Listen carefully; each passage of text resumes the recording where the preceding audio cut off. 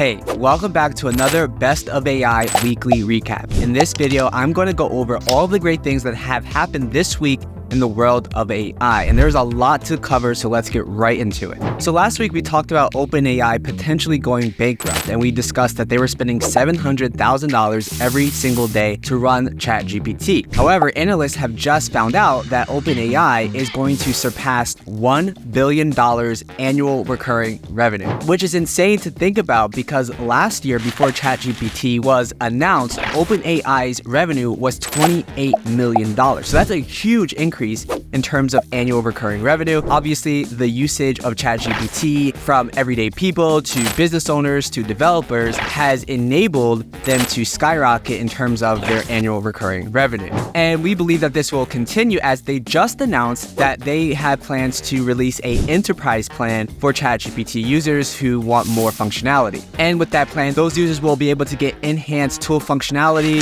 as far as managing employees' interactions and single sign-on, domain verification, as well as some usage stats. And if you're concerned about privacy, OpenAI has said that none of the data within those enterprise accounts will be used or stored on their databases. Speaking of updates, Google announced a huge set of AI tools that they have intentions to release. These tools include a watermark tool, which will help with deepfakes, as well as 20 pre-built AI models that enterprise users can access. And they also announced that they have intentions to release what they are calling Google Duet, which is an AI addition to Google Workspace, which will run you $30 per user if you're on an enterprise account. So Runway just announced as well that they have intentions to release their creative program, which will allow users to get access to new tools, new updates, and beta features before the general public. And I don't know if you've seen Runway yet, but it's a really cool tool that allows you to take images and turn those images into video. And with this new feature, you'll be able to have over 2,000 credits to make those videos. And this just makes me think that a lot of AI companies are going to the enterprise route. Google, Meta, ChatGPT, even Claude has enterprise plans. And with Runway doing the same thing, we can imagine that other AI companies are going to want to go upstream when it comes to revenue because those businesses obviously have the money to spend on enterprise solutions when it comes to AI. So we think this will be a trend that we'll continue to see as AI continues to develop. GM, the automaker, has just announced that they have intentions to use Google's AI on their OnStar program. With this AI, drivers will be able to ask OnStar just general questions and the AI will be able to answer in their car, which is pretty cool. And this partnership honestly symbolizes that more companies are going to go to those AI makers like Google and OpenAI to integrate these advanced LLMs into their already built products. Speaking of automakers, Tesla has also announced that they have plans to build a supercomputer. They just invested $300 million to build this supercomputer, which is going to allow their self-driving program to get better. This is one thing Elon has always honed on. He wants to have the best self-driving car on the market, and with this supercomputer, it's going to help him get there faster.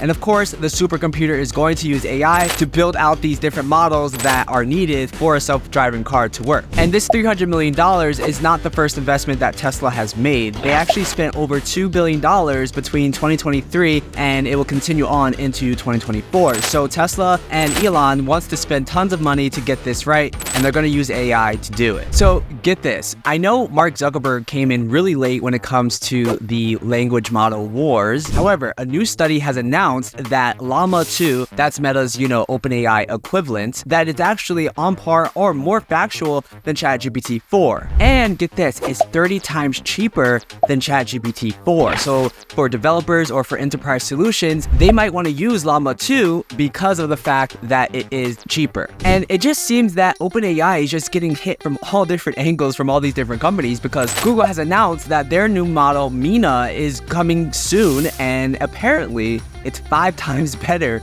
than ChatGPT. Of course, it's not on the market yet, but the fact that these other models are coming for OpenAI and coming for that market share is really interesting. We're going to see a lot of new models be introduced within the next year or so, and I can imagine that they're going to be better than ChatGPT 4. And if it wasn't clear that all different companies from all different sectors around the world are entering the AI race, Alibaba has also announced this week that they have intentions to release a chatbot and an AI language model similar to ChatGPT ChatGPT-4. However, here's the distinction. Their model is going to be open source, just like Llama 2, which allows users and developers to quickly access the models without having to pay the $20 a month like ChatGPT-4 requires. This is interesting to note because OpenAI had such a huge start when it came to the language model wars. However, companies are going to start looking at open source models to kind of get that edge. But because they have first movers advantage, I don't think that OpenAI is going anywhere anytime soon. However, there was a new study that just showcased that Americans specifically are not really using ChatGPT-4 or ChatGPT in general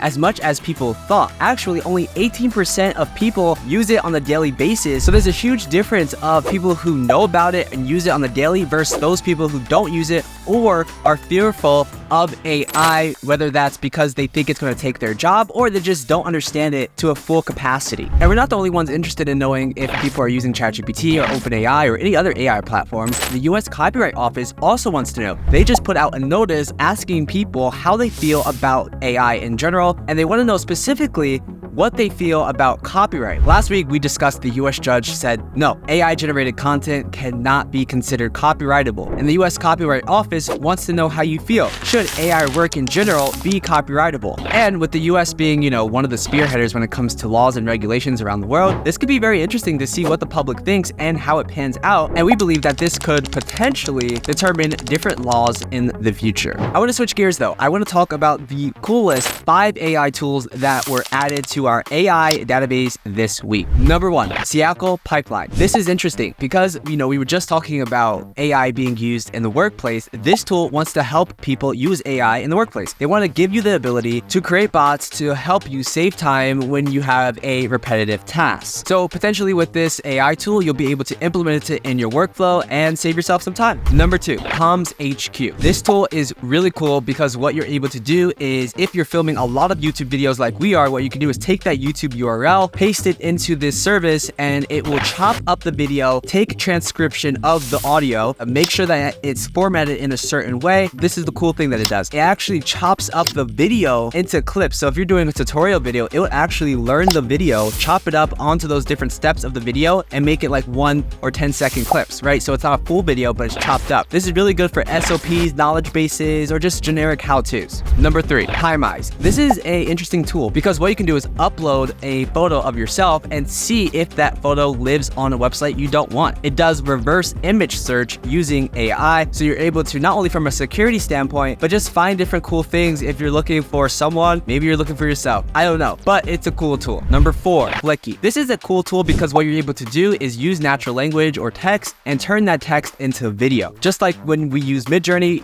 we're prompting out a particular thing. You can do the same thing here. It will create a video and it will add a voiceover on top of it. And last but not least, number 5, EchoFox. This is a cool tool because if you are a business owner or just someone who has a website and you're not on your website all the time, right? You're doing different things. You can actually upload your support docs, help docs, anything else to this chatbot. And what it will do is answer support questions for you on your behalf using that information. So you can train the chatbot on your business and it will use that information to solve customers' issues without having to involve you. Now, if you need to be involved, you can always interact with the person on the other end, but you can let this AI bot take most of the conversations because you trained the bot on your business. So you can potentially reduce churn. You can also reduce the time it takes for customers to get a response from you, which of course improves customer satisfaction. So those are the cool 5 AI tools that we added to our database this week. If you want to see more tools like the ones we just discussed, go to bestofai.com. And if you like this video, give us a big thumbs up.